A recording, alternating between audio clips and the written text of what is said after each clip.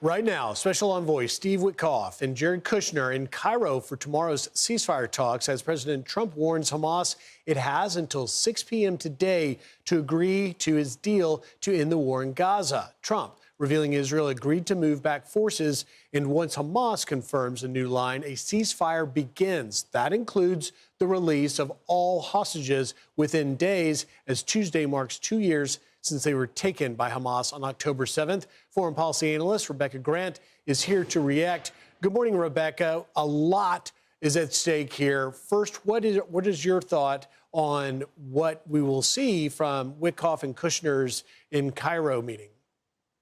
Yes, and in Cairo, they are actually talking with one of the Hamas leaders allegedly targeted during the Israeli strike on Qatar. So what a meeting this will be. We're waiting for Hamas. They've agreed to release the hostages, which is incredible. We're waiting to hear on some of the other points, such as disarming Hamas. And then I'm sure Hamas wants to talk about what participation they might have in the Palestinian body that will be temporarily governing Gaza. So there's some high stakes in Egypt today, but it looks like the momentum is very much in the right direction.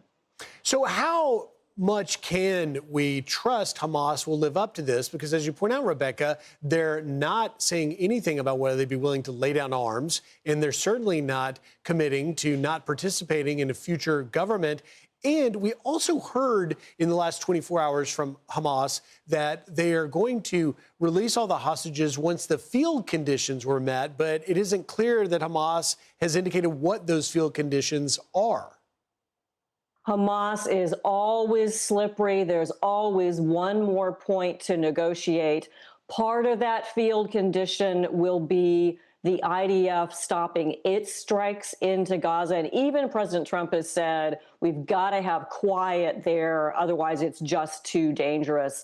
And I know Hamas will have some other ridiculous demand, but the pressure of the entire region, the entire world at this point, the pressure is on Hamas to release those hostages and let Gaza move forward. Yeah, Rebecca, clearly we wouldn't even be at this stage but for President Trump coming up with this plan, bringing his political capital to put pressure on it. But do you have any concerns that both Hamas and Benjamin Netanyahu may be playing a little bit to Trump on this, but don't have genuine intentions to follow through? I think Trump has gotten his message through. So credit Donald Trump. 100% restoration of American leadership. This is all to his credit. He's put incredible pressure on Israel and on Hamas, but created the incentives for a broader peace arrangement in the Middle East. And I think that is what has added countries from Indonesia to Egypt to Jordan, Saudi Arabia, so many others that are now leaning on Hamas to get this deal done. This is the right deal. It's a splendid deal. It could really open a new chapter in the Middle East. I hope it does.